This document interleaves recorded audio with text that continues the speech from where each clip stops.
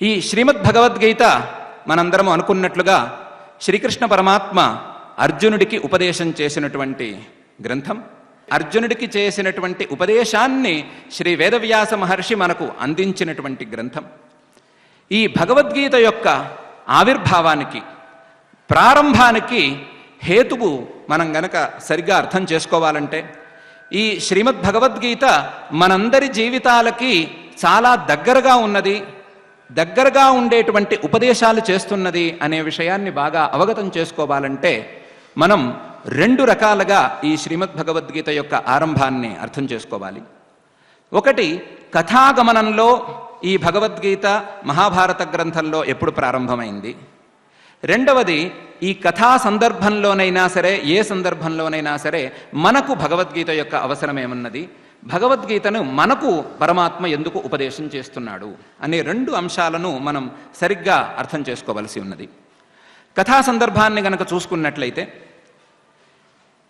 విశాలమైనటువంటి భారత సామ్రాజ్యానికి చిత్రాంగదుడు, విచిత్ర వీర్యుడు అని ఇద్దరు అన్నదమ్ములు మహారాజులుగా ఉండేవారు. వారు నిర్యాణం చెందిన తరువాత వారి భార్యలకు ధృతరాష్ట్రుడు, పాండురాజు అని ఇద్దరు అన్నదమ్ములు పిల్లలుగా పుట్టారు. ఒక దైవ సంకల్పం చేత వారు జన్మించారు. అందులో ధృతరాష్ట్రుడు అంధుడు, పాండురాజు దేహం మీద చర్మరోగం ఉన్నవాడు. ఇద్దరూ కొంచెం దోషంతో ఉన్నప్పటికీ వీరిద్దరిలో ఎవరికి రాజ్యాధికారం ఇవ్వాలి అనే సందేహం వచ్చినప్పుడు, అంధుడికి రాజ్యాధికారం ఇచ్చినట్లయితే కొంచెం సమస్యలు వచ్చే అవకాశం ఉంది, కాబట్టి చర్మరోగం ఉన్నప్పటికీ పాండురాజు గారికే రాజ్యాధికారం ఇవ్వవచ్చు అని ఆనాటి ధర్మశాస్త్రవేత్తలందరూ నిర్ణయం చేశారు. దానికి అనుగుణంగా పాండురాజు గారిని రాజ్యాభిషేకం చేయటానికి పిలిచారు. కాకపోతే అన్నగారి మీద గౌరవం కొద్దీ ఆయన అన్నగారినే సింహాసనం మీద కూర్చోబెట్టి తను మాత్రం ఆయనకు ప్రతినిధిగా రాజ్యం చేయటం ప్రారంభించాడు. ఈ సందర్భంలో పాండురాజు గారికి ఒక మహర్షి గారి శాపం తగలటం వలన ఆయన అరణ్యవాసం చేయవలసి వచ్చింది. ఆ అరణ్యవాసం చేసే సందర్భంలో దైవయోగం చేత, దైవానుగ్రహం వలన ఆయనకు పెద్ద భార్య అయినటువంటి కుంతి యందు ముగ్గురు పుత్రులు జన్మించారు. వారు యుధిష్ఠిరుడు లేక ధర్మరాజు, భీమసేనుడు, అర్జునుడు అని ముగ్గురు పుత్రులు. రెండవ భార్య అయినటువంటి మాద్రికి నకులుడు, సహదేవుడు అనే ఇద్దరు పిల్లలు కలిగారు. వీరికి ఆనాటి వ్యవహారంలో నామధేయం పాండవులు, పాండురాజు గారి పుత్రులు అని ప్రసిద్ధంగా ఉంది. ఇంచుమించు అదే సమయానికి ధృతరాష్ట్ర మహారాజుకి 9 పుత్రులు వేదవ్యాస మహర్షి యొక్క అనుగ్రహం వలనే జన్మించారు. అదొక చాలా పెద్ద విస్తారమైనటువంటి గాథ. వేదవ్యాస మహర్షి యొక్క అనుగ్రహంతోనే 9 పుత్రులు ఆయనకు జన్మించారు. అందులో పెద్దవాడు దుర్యోధనుడు. అసలు అతని పేరు సుయోధనుడు, కానీ ఎందుకో క్రమక్రమంగా అతని గుణగణాలను చూసినటువంటి ప్రజలే అతన్ని దుర్యోధనుడు అని దుర్ అనే పేరు పెట్టి మరీ పిలవటం ప్రారంభించారు. దుర్ అనే ఉపసర్గకి దుష్టుడు అనే అర్థం కూడా కొద్దిగా ఉంది. ఆ ఉపసర్గతో, ఆ పేరుతో ఈ ధృతరాష్ట్ర మహారాజు యొక్క కొడుకు ప్రసిద్ధుడవటం ప్రారంభించాడు. ఈ లోపల అరణ్యవాసంలో ఉండేటువంటి పాండురాజు ఒకానొక అనుకోని సంఘటన వలన మరణించటం తటస్థించింది. ఆ మరణించిన తరువాత కుంతీదేవి తన పుత్రులను తీసుకుని రాజ్యానికి విచ్చేసింది. మాద్రి పతితో సహగమనం చేసేసింది. ఇప్పుడు కుంతీదేవి అలాగే 5 పుత్రులు ధృతరాష్ట్ర మహారాజు యొక్క పోషణలో, పాలనలో రాజ్యానికి వచ్చారు, రాజ్యంలో ఉన్నారు. ఈ సమయంలో ఈ పాండురాజు పుత్రులకి, ధృతరాష్ట్రుడు పుత్రులకి ద్రోణుడు అనేటువంటి ఒక మహానుభావుడు విలువిద్య నేర్పడానికి గురువై వచ్చాడు. ఆయనతో పాటుగా ఆయన బావమరిది అయ్యేటువంటి కృపాచార్యుడు కూడా గురువుగా వచ్చాడు. వీళ్ళిద్దరూ ఈ పిల్లలందరికీ ధనుర్విద్యతో పాటుగా అనేక విద్యలను నేర్పించారు. ఇందులో యోగ్యులైనటువంటి పిల్లలకు అధికంగా నేర్పించారు. సహజంగానే అయోగ్యులైన పిల్లలు సరిగ్గా గ్రహించలేకపోయారు. ఈ స్థితిలో వీరు పెద్దవారైన తరువాత ఈ రాజ్యాధికారం ఎవరిది అని మళ్ళీ విచారణకు వచ్చింది. ఈ విచారణకు వచ్చిన సందర్భంలో అసలు రాజు కింద పాండురాజును తీర్మానం చేశాం కాబట్టి ఆయన పిల్లలకే రాజ్యాధికారం దక్కటం శ్రేష్టం అని ధర్మశాస్త్రవేత్తలందరూ ఒకసారి చెప్పారు. భీష్మద్రోణాది పెద్దలు కూడా అలాగే చెప్పారు. కాకపోతే ధృతరాష్ట్ర మహారాజు దాన్ని ఒప్పుకోలేదు, సున్నితంగా తిరస్కరించాడు. ధృతరాష్ట్ర మహారాజుని కాదని ఇప్పుడు రాజ్యాధికారం వాళ్ళకి వెళ్ళే అవకాశం లేదు. ఎందుకంటే ఇందాకే చెప్పుకున్నాం, ధృతరాష్ట్రుడే రాజుగా సింహాసనంలో కూర్చునున్నాడు, పాండురాజు ఆయనకి ప్రతినిధి అయిపోయాడు. కాబట్టి ధృతరాష్ట్ర మహారాజు చేతిలోనే రాజ్యం ఉంది, ఆయన ఇస్తేనే వీళ్ళకు వస్తుంది. ఈ తగాదా లేదా ఈ పేచీ పెరుగుతూ వచ్చింది. ఈ మధ్యలో ఒక సంధి చేద్దాం, వీడిద్దరికీ విభాగం చేద్దాం అనే ఉద్దేశంతో ఒక పనికిరాని చవిటి నేలని ఇంద్రప్రస్థం అనే పేరుతో పాండవులకి ఇచ్చేశారు. మీరు ఈ రాజ్యాన్ని ఏలుకోండి అని చెప్పారు. పాండవులు నిజమైనటువంటి సమర్థులు, అందువలన ఎందుకు పనికిరాని ఆ భూమిని సస్యశ్యామలం చేసి అక్కడ ఎవరూ ఊహించనటువంటి ఒక నగరాన్ని నెలకొల్పి రాజ్యాన్ని స్థిరం చేసుకున్నారు. ఇది జరగటానికి చాలా సంవత్సరాలు పట్టింది. వాళ్ళు రాజ్యాన్ని స్థిరం చేసుకున్న తర్వాత ఎవ్వరూ చేయలేనటువంటి రాజసూయ యాగం కూడా చేసేశారు. పెద్దవాడైనటువంటి ధర్మరాజు గారు రాజసూయ యాగం కూడా చేశాడు. రాజసూయ యాగం చేసిన సందర్భంలో ఆయన మీద దుర్యోధనాదులకి అసూయ చాలా పెరిగిపోయి ఎలాగైనా సరే ఆ రాజ్యాన్ని కూడా మనమే తీసేసుకోవాలి, మనమే కబళించాలి అనే దురుద్దేశ్యంతో ధర్మరాజుని ద్యూతానికి అంటే పాచికలాడటానికి పిలిపించారు. అప్పటి నియమాల ప్రకారం రాజులు యుద్ధానికి కానీ ద్యూతానికి కానీ పిలిస్తే కాదని చెప్పరాదు అనే నియమం బలంగా ఉండేది. కాబట్టి ఆ ద్యూత క్రీడని యుద్ధ క్రీడతో సమానంగా భావించేవారు. అందువలన ధర్మరాజు ఇష్టం లేకపోయినా ఆయన ద్యూత క్రీడకు విచ్చేశాడు. ఆ ద్యూత క్రీడ కాస్త వంచన పరంగా మారింది. అది 2 సార్లు జరిగింది. ఇత్యాది కథా సందర్భాలు మనకు పెద్దగా అవసరం లేదు. ఆ ద్యూత క్రీడలో వాళ్ళ పందానికి పణంగా పెట్టినటువంటి రాజ్యం మొత్తం పోయింది. చివరకు పాండవులు అరణ్యవాసానికి వెళ్ళవలసి వచ్చింది. అరణ్యవాసం తరువాత అజ్ఞాతవాసం కూడా వారు సంవత్సర కాలం పాటు చేయవలసి వచ్చింది. ఇక్కడ వారి నియమాల ప్రకారం అజ్ఞాతవాసం చేసేసిన తరువాత వారికి తిరిగి వారి రాజ్యాన్ని ఇవ్వవలసిన సందర్భం మళ్ళీ తిరిగి వచ్చింది. ఆ సందర్భంలో దుర్యోధనుడు నేను వారికి ఆ రాజ్యం కూడా ఇవ్వను అన్నాడు. వారు అడిగింది అంతవరకు వారు కష్టపడి నిర్మించుకున్నటువంటి ఇంద్రప్రస్థాన్ని మాత్రమే అడిగారు, వారి భాగాన్ని మాత్రమే అడిగారు. విశాలమైనటువంటి భారత సామ్రాజ్యాన్ని కూడా అడగలేదు. అది దుర్యోధనుడు ఒప్పుకోలేదు. ఎందుకు ఒప్పుకోలేదు అనే దానికి చాలా అతి చమత్కారంగా ఉందనుకోవాలా లేదా చాలా పేలవంగా ఉందనుకోవాలా. కారణం ఇంతే చెప్పాడు. ఎలాగూ 13 సంవత్సరాల పాటు వాళ్ళు రాజ్యం విడిచి ఉన్నారు కదా, ఇప్పుడు కొత్తగా రాజ్యం ఎందుకు అని అన్నాడు. ఈ కారణం విన్న తర్వాత వీరికి కూడా కొంత కోపం వచ్చింది. ఎలాగైనా సరే మా రాజ్యం మాకు కావాలి అన్నారు. శ్రీకృష్ణ పరమాత్మ సాక్షాత్తుగా రాయబారానికి వెళ్ళినా సరే ఆయన ఒప్పుకోలేదు. దుర్యోధన మహారాజు కానీ లేదా ఆయన తండ్రి గారు ధృతరాష్ట్ర మహారాజు గారు కానీ ఒప్పుకోలేదు. ఈ ఒప్పుకోని సందర్భంలో గత్యంతరం లేక యుద్ధం ప్రారంభించవలసిన అవసరం వచ్చింది. ఇది యుద్ధం యొక్క సన్నివేశం. ఈ యుద్ధాన్ని మనం ఉంచుకుందాం. ఇదే సందర్భంలో ఈ యుద్ధం అనివార్యం అని తెలిసినటువంటి వేదవ్యాస మహర్షి ధృతరాష్ట్ర మహారాజు దగ్గరికి వచ్చాడు. వచ్చి నీవు ఎలాగైనా ఈ యుద్ధాన్ని ఆపాలి అని ఉపదేశం చేశాడు. ఉపదేశం చేస్తే ధృతరాష్ట్ర మహారాజుకి ఒక లక్షణం ఉంది. ఆయన జన్మ చాలా విచిత్రమైన యోగాంశ సంభూతమైనటువంటి జన్మ. ఆయనకు అనేక మంది మహర్షులు వచ్చి ఉపదేశం చేశారు. శ్రీకృష్ణ పరమాత్మ సాక్షాత్తుగా విశ్వరూప సందర్శనం కూడా చేయించాడు. ఆ విశ్వరూప సందర్శన చేయించిన సందర్భంలో కళ్ళను కూడా ఇచ్చాడు.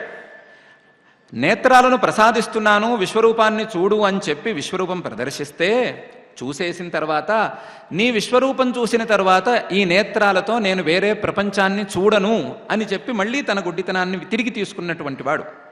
యోగ్యత ఏదో మూల ఉన్నది, కానీ ఎవ్వరూ ఊహించనటువంటి ఎవ్వరూ సాధించలేనటువంటి పుత్ర వ్యామోహాన్ని సాధించుకున్నాడు అని మనం ఎందుకు అనుకుంటున్నామంటే వ్యామోహాలు కాస్తో కూస్తో మనుషులందరికీ సహజంగా ఉంటాయి.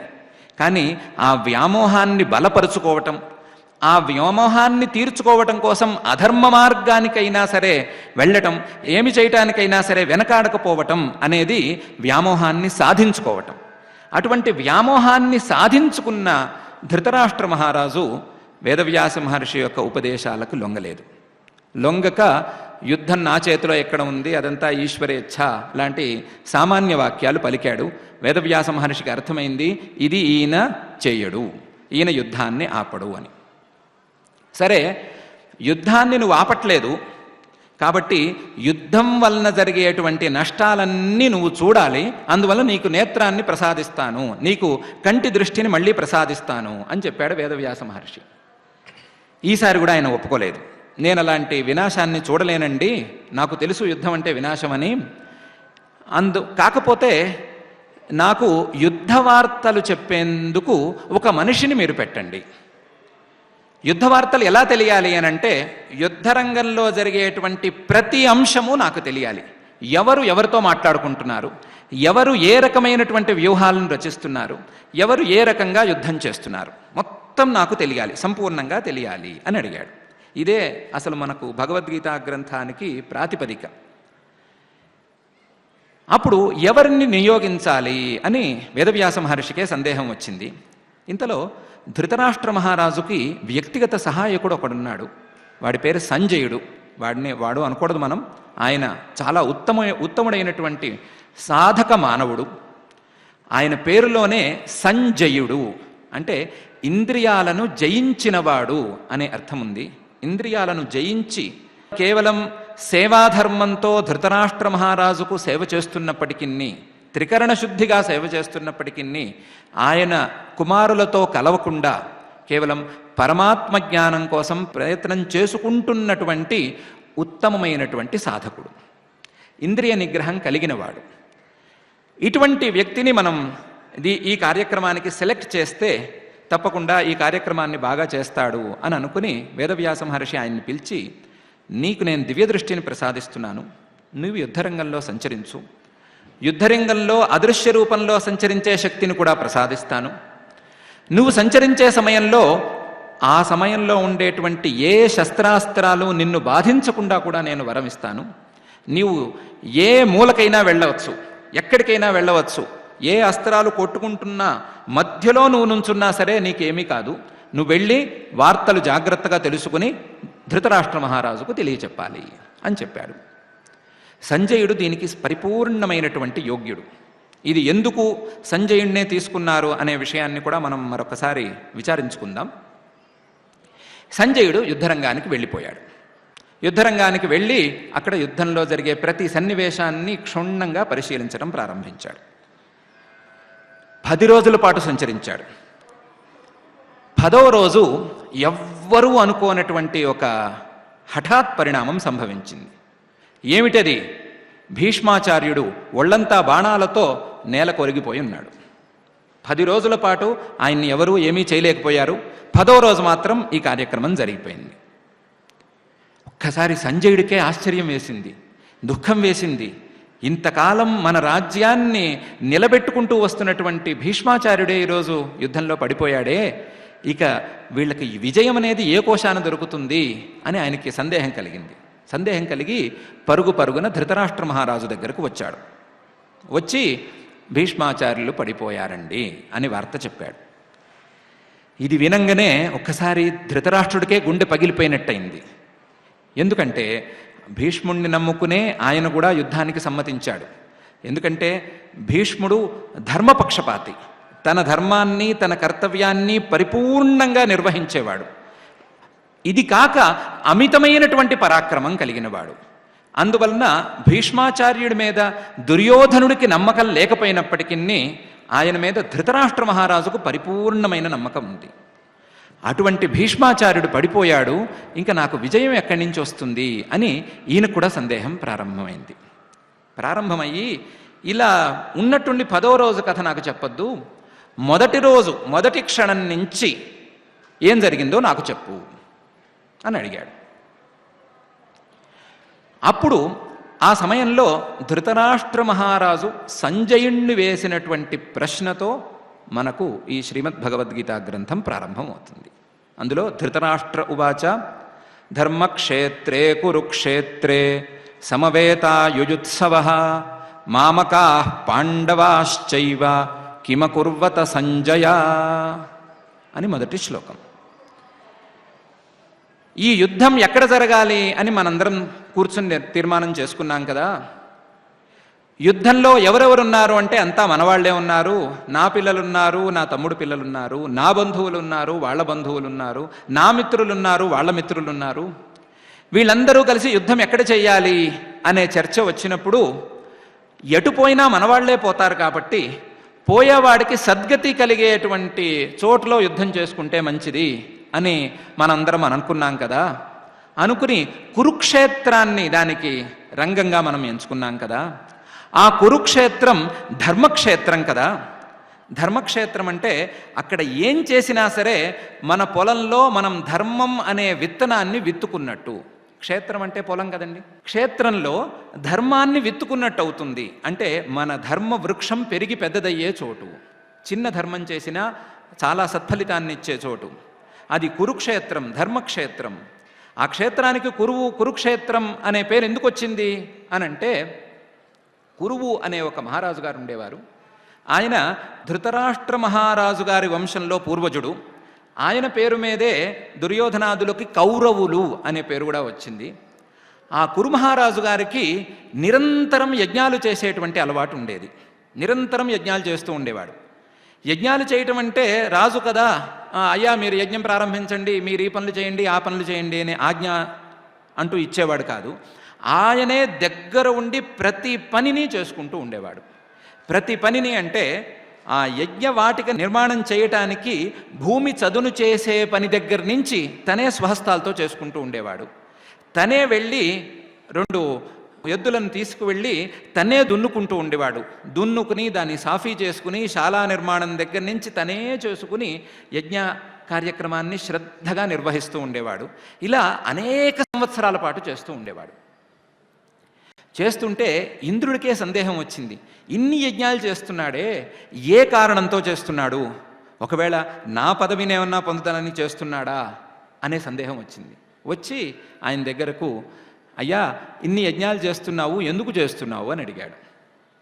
అడిగితే ఆయన, యజ్ఞం చేయటం నా విధి కదండి, అందుకని చేస్తున్నాను అని మొదలు సామాన్యంగా సమాధానం ఇచ్చాడు. ఈయన అడిగాడు, ఏ ఫలితాన్ని కోరి ఆశించి నువ్వు యజ్ఞం చేస్తున్నావు?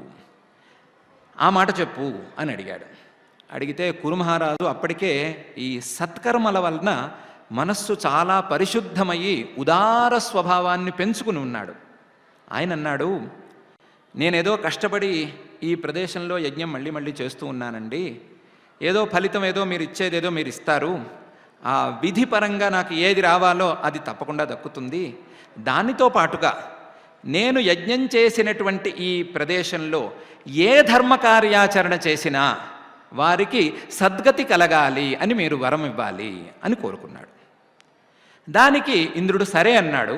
అందువలన కురుక్షేత్రంలో చేసేటువంటి ఏ సత్కార్యక్రమానికైనా సద్గతి తప్పకుండా కలుగుతుంది, ఫలితం తప్పకుండా దక్కుతుంది. ఈ యుద్ధం ముందు చూశారు, యుద్ధం అనేది నిజంగా సత్కార్యక్రమం. ఈ యుద్ధం అనేది సత్కార్యక్రమం ఎలా అవుతుంది అనే విషయాన్ని మనం రాబోయే శ్లోకాల్లో, రాబోయే సంఘటనల్లో మనం స్పష్టంగా చర్చించుకుందాం. యుద్ధం అంటే హింస కదా, హింస సత్కార్యక్రమం ఎందుకు అవుతుంది అనే విషయాన్ని మనం లాజికల్గా కూడా మనం తప్పకుండా నిరూపించుకుందాం. యుద్ధం అనేది క్షత్రియులకు రాజ్యరక్షణ చేసేవారికి తప్పని ధర్మం. యుద్ధం తప్ప వారికి మరొక ధర్మము లేదు. ఇలాంటి స్థిరమైన సంకల్పంలో, స్థిరమైన నిర్ణయంలో ఉండేటువంటి రాజర్షులు ఇక్కడ యుద్ధం చేస్తే వారికి కూడా సద్గతి కలగాలి అని కురుమహారాజు గారు ప్రార్థించాడు. అందువల్ల ఆ క్షేత్రానికి కురుక్షేత్రమని, ధర్మక్షేత్రమని పేరు వచ్చింది. అటువంటి కురుక్షేత్రంలో మనం యుద్ధం నిర్ణయించుకున్నాం. అక్కడ ఆ యుద్ధ రంగంలో యుద్ధం చేసుకోవాలి అనే కోరికతో నా పిల్లలు చేరారు, మామకాహ. అలాగే నా తమ్ముడు పిల్లలు పాండవాహ. నా తమ్ముడు పిల్లలు, నా పిల్లలు అనట్లేదు ఆయన, పాండవాహ, ఆ పాండురాజు కొడుకులు అంటున్నాడు. పాండవాశ్చైవ, ఏం చేశారు అని అడుగుతున్నాడు. ఇంతవరకు మనం అనుకున్నటువంటి కథాభాగం. అయితే మనం ఇక్కడ ప్రశ్నించుకోవాల్సినటువంటి ఒక ప్రధానమైన విషయం ఉంది, చాలా సూక్ష్మంగా ఆలోచించుకోవాల్సిన విషయం ఒకటి ఉంది. ఏమిటంటే ఈ కథను మనం ఎందుకు తెలుసుకోవాలి, మహాభారత కథను ఎందుకు తెలుసుకోవాలి అని అంటే సామాన్యంగా చెప్పేది హిస్టరీ కదండి. హిస్టరీని తెలుసుకున్నట్లయితే వాళ్ళు చరిత్రలో ఏ తప్పులు చేశారో ఆ తప్పులు మనం చేయకుండా మనం కాపాడుకోగలిగిన పరిస్థితి వస్తుంది, అందువల్ల హిస్టరీ తెలుసుకోవాలి అని అందరూ చెప్తారు.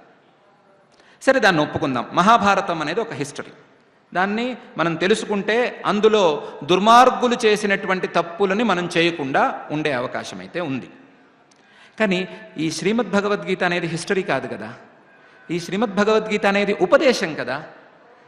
కేవలం ఈ సందర్భంలో అర్జునుడికి కృష్ణుడు ఉపదేశం చేశాడు అనే ఒక సింగిల్ లైన్ చాలు కదా, ఒక సాధారణ వాక్యం చాలు కదా.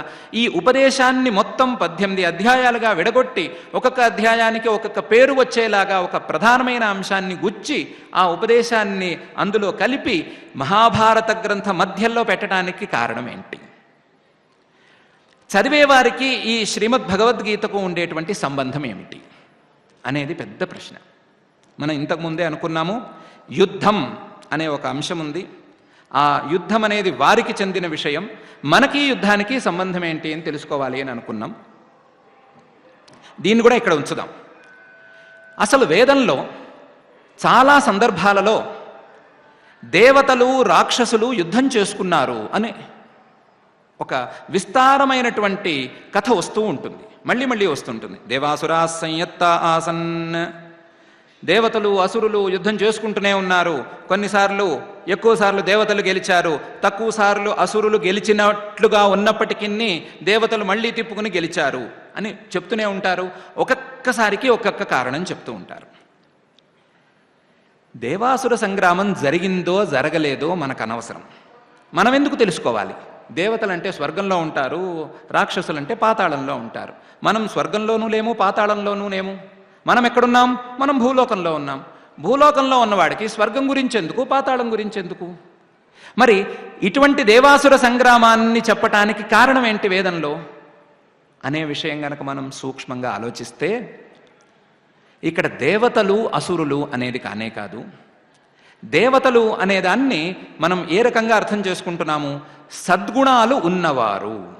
దేవతలు అంటే సద్గుణాలు ఉన్నవారు, రాక్షసులు అంటే దుర్గుణాలు ఉన్నవారు. అంటే ఉన్నవారు అనే అంశం పక్కన పెట్టేయండి, సద్గుణాలు దుర్గుణాలు. ఈ సద్గుణాలకి దుర్గుణాలకి మధ్య జరిగేటువంటి యుద్ధాన్ని ప్రతి సందర్భము మనకి సూచిస్తోంది. దేవతలు అసురులు అనేవాళ్ళు ఉన్నారా లేదా అనేది వేరే విషయం, కానీ దేవతల యొక్క సద్గుణాలు, రాక్షసుల యొక్క దుర్గుణాలు, వీటికి ఎప్పుడూ నిరంతరం యుద్ధం జరుగుతూనే ఉంటుంది. ఇప్పుడు చెప్పండి, సద్గుణాలు ఎక్కడున్నాయి? దేవతల్లో మాత్రమే ఉన్నాయా? లేదు కదా, మనలోనూ ఉన్నాయి. దుర్గుణాలు ఎక్కడున్నాయి? రాక్షసుల్లో మాత్రమే ఉన్నాయా? లేవు, మనలోనూ ఉన్నాయి.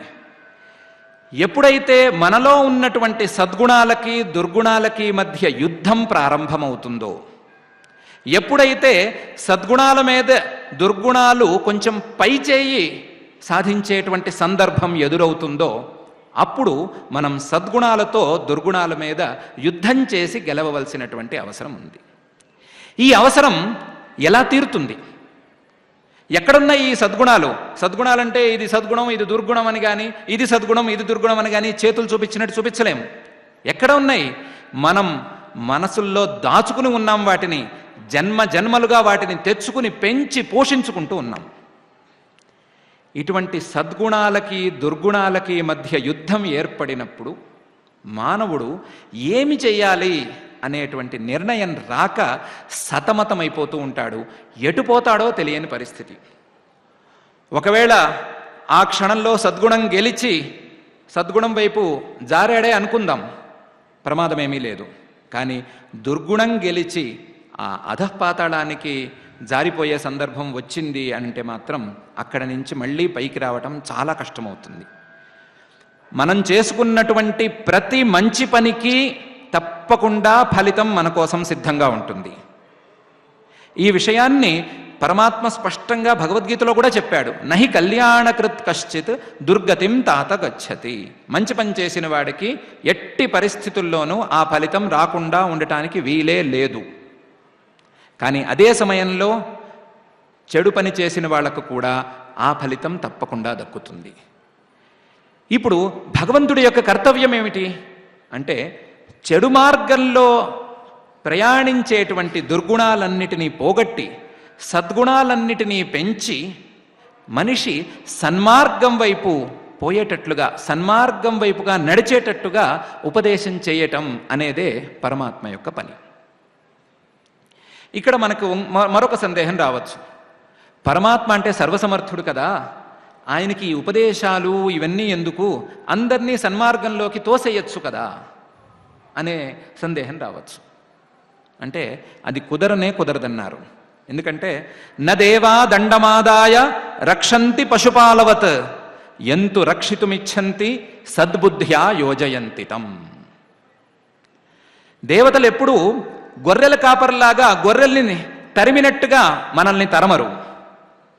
ఎందుకంటే మనం గొర్రెలేమేం కాము, ఆయన గొర్రెల కాపరి అస్సలు కాడు.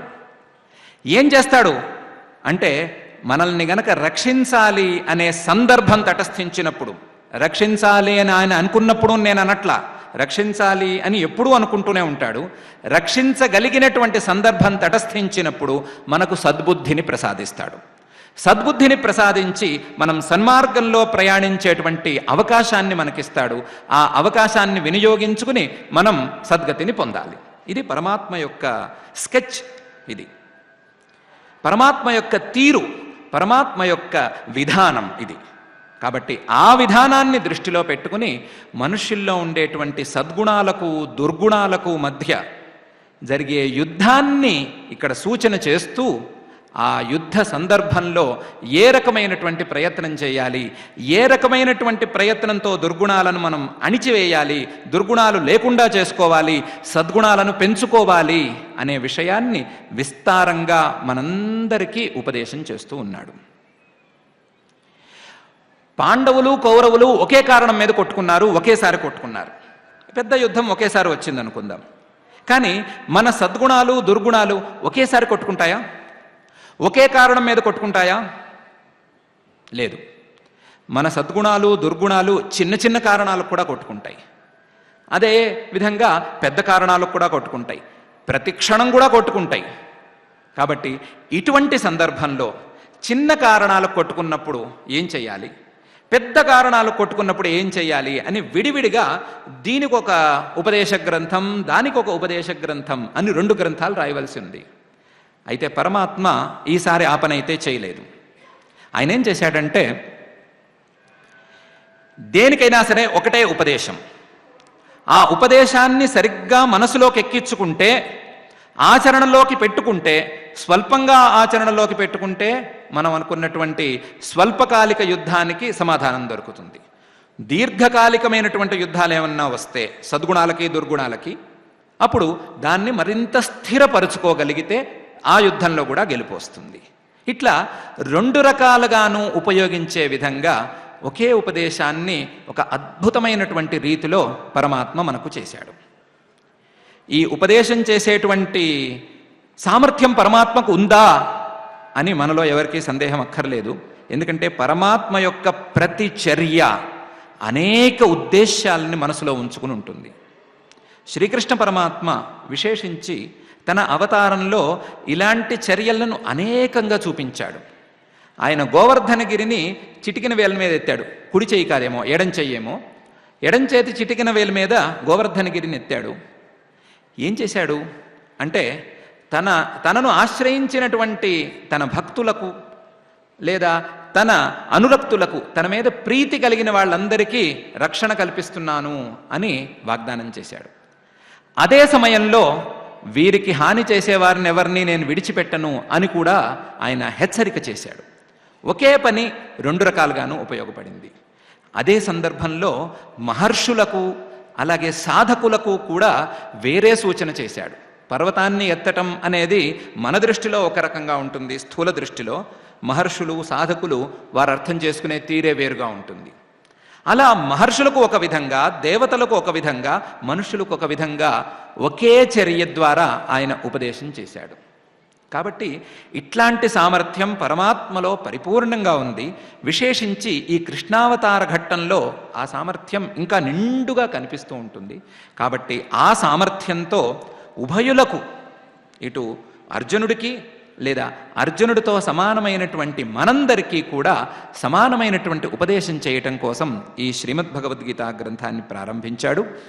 అటువంటి ప్రారంభ శ్లోకాన్ని మనం ఎలా అర్థం చేసుకోవాలి అనంటే, ధర్మక్షేత్రే, క్షేత్రం అనే శబ్దానికి శరీరం అని అర్థం. ఇదం శరీరం కౌంతేయ క్షేత్రమిత్యభిధీయతే అని పరమాత్మే పైన చెప్పబోతున్నాడు 13వ అధ్యాయంలో. కాబట్టి క్షేత్రే, శరీరే, శరీరంలో. ఇది ఏ శరీరం? ధర్మక్షేత్రం, ధర్మానికి అనుకూలమైనటువంటి శరీరం. అటువంటి శరీరంలో కురుక్షేత్రే, ఇక్కడ నిరంతరం కర్తవ్యాలే చాలా ఉంటాయి. అటువంటి క్షేత్రంలో మామకాహ అంటే నాలో ఉండేటువంటి కొన్ని భావాలు, అవి అనుకూలమైనవచ్చు, ప్రతికూలమైనవచ్చు. పాండవాశ్చైవ, మరికొన్ని భావాలు, అవి అనుకూలంగా భాషించవచ్చు లేదా ప్రతికూలంగా పనిచేస్తూ ఉండవచ్చు. విరుద్ధమైనటువంటి భావాలు, ఈ భావాలు రెండు యుయుత్సవ కొట్టుకునే పరిస్థితి వస్తే కిమకుర్వత, ఏం చెయ్యాలి?